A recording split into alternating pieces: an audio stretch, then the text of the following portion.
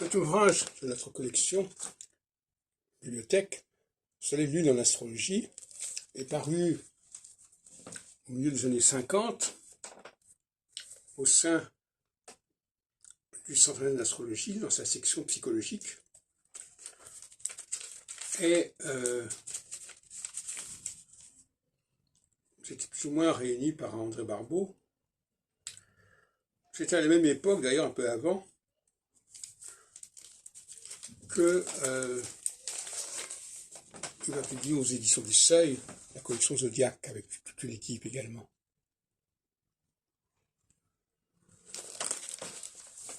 Alors, qu'est-ce qu'il faut penser de cette dialectique Soleil-Lune? En réalité, c'est une fausse dialectique qui se superpose à la dialectique jour-nuit. Alors évidemment, dans la Bible, on a l'impression que la Lune correspond à la nuit, le Soleil correspond au jour. C'est une impression complètement superficielle. La nuit, c'est pas provoqué par la Lune. La nuit, c'est provoqué par le fait que le Soleil se couche, et que se couchant, il permet à la Lune de briller. Mais si le Soleil ne s'était pas couché, on ne verrait pas la Lune. Donc il n'y a aucun rapport entre le Soleil. La Lune n'est pas productrice de la nuit. La nuit, c'est le temps féminin du cycle solaire. Tout comme, par exemple, l'hiver par rapport à l'été. On ne va pas dire qu'il y a une dynamique propre à l'hiver en dialectique avec une dynamique propre à l'été. C'est le même cycle, c'est le même processus.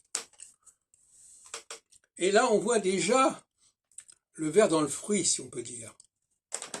Parce qu'à partir du moment où on commence à présenter le jour et la nuit comme étant liés à des forces différentes, alors qu'elles ne font partie que d'un seul et même cycle, eh bien on va déboucher à terme sur l'importance que Barbeau accorde aux conjonctions.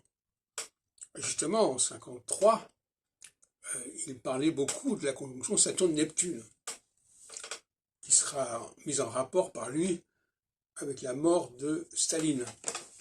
Et puis par la suite, on connaît l'histoire. Donc, on a d'un côté une vision cyclique, où un seul facteur prend des formes différentes, et une vision planétaire, où tout va dépendre de la relation qui existe entre deux facteurs, qui sont tous les deux des facteurs du même ordre, soi-disant. C'est-à-dire des facteurs mobiles qui bougent. C'est pour ça que d'ailleurs qu'on appelle le Soleil en astrologie une planète comme on appellerait la Lune. C'est une grave erreur d'ailleurs. Mais on a là deux philosophies, deux épistémologies de l'astrologie qui s'opposent. Celle d'une astrologie axée sur un seul vecteur qui prend des formes différentes tout au long de son cycle, et celle d'une astrologie qui est structurée par la combinatoire entre ces vecteurs.